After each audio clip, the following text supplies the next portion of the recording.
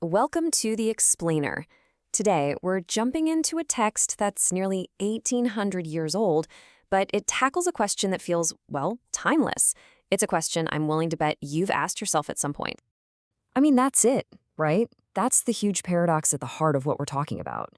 If there's an all-knowing, all-powerful being who already has the script, who already knows your needs, your wants, and your future, then really, what is the point of asking for anything? And look, this wasn't just some casual shower thought for people back then.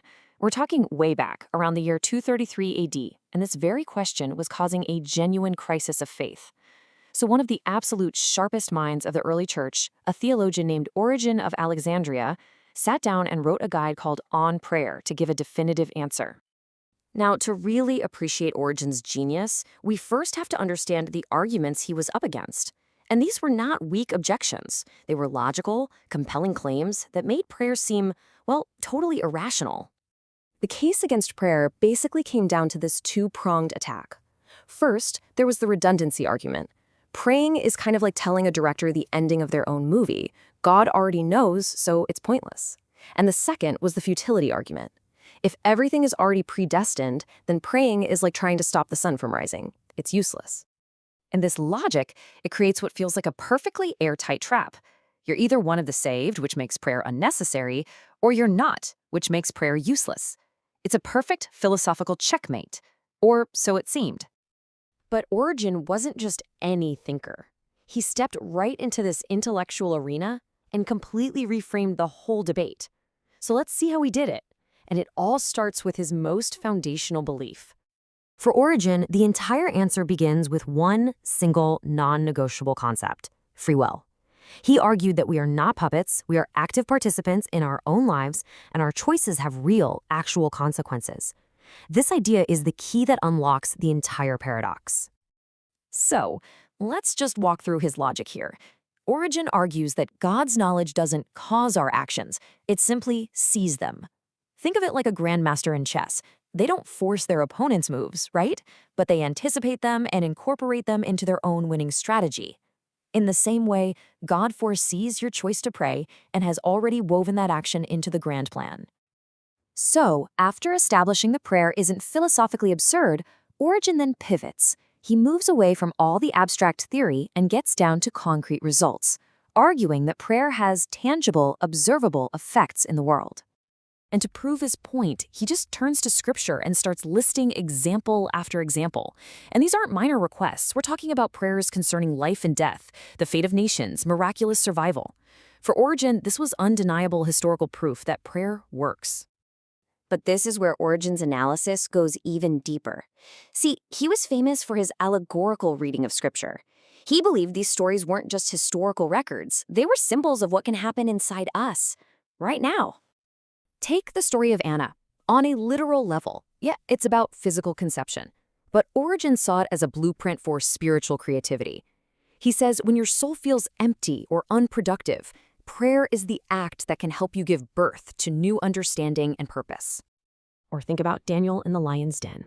Origen saw this as a really powerful metaphor for our inner life.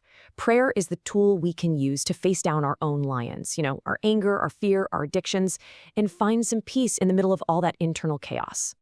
So, prayer is logical and it's powerful. But that just raises a new question. What should we actually be praying for? And this is where Origen makes his most challenging argument. This is a direct challenge. Origen is saying that if you're using your connection to the divine to ask for a better parking spot or to win the lottery, you are missing the entire point. It's like you're being invited to a celestial banquet and you're just asking for a bag of chips.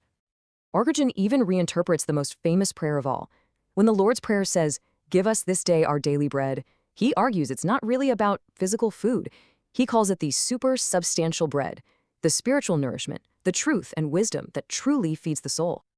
And this leads to a really radical conclusion. Prayer is not a transaction. It is not some cosmic vending machine where you insert a plea and get a material item. According to Origen, that entire way of thinking is just wrong. So this all builds to Origen's final, most powerful insight. If prayer isn't about getting things, then what is it truly for? The focus shifts entirely from external results to internal transformation. Prayer is a spiritual discipline. It's a workout for the soul. It's what shapes you, purifies your intentions, and makes you capable of receiving the true heavenly gifts that God really wants to give. He even describes a specific process for this. It's a journey inward. You close the eyes of the senses to tune out the noise of the world. Then you open the eyes of the soul to your inner world. You rise above all the earthly stuff. The goal here is communion, not acquisition. So we come right back to the original paradox. All those arguments about the futility of trying to change an unchanging God? Well, Origen agrees. He says prayer isn't about changing God's mind. It's about aligning your own mind, your own will, with the divine.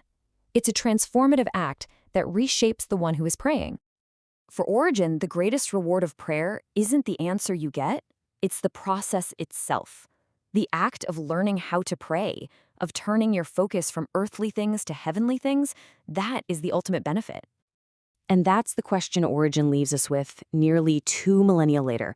It shifts the entire focus from a transaction with the divine to a transformation of the self, a powerful thought to end on.